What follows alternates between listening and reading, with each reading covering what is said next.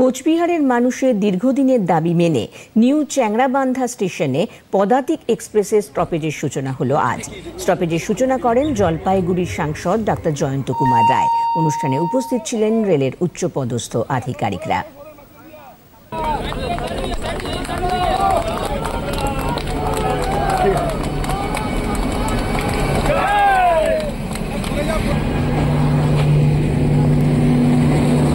কথা দিয়েছিলাম যে এখানে পদাতিক দাঁড়াবে, আজকে পদাতিক আজকে থেকে দাঁড়াতে যাচ্ছে।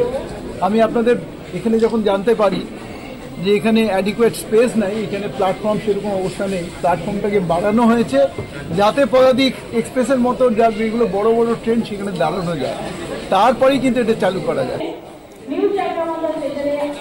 শিয়ালদা থেকে আজ সকালে নিউ চ্যাংড়াবান্ধা স্টেশনে পদাতিক এক্সপ্রেস এসে পৌঁছলে উচ্ছ্বাসে মেতে ওঠে সাধারণ মানুষ। এই উদ্যোগের ফলে সীমান্তবর্তী এলাকার মানুষ উপকৃত হবে বলে জানালেন এক যাত্রী।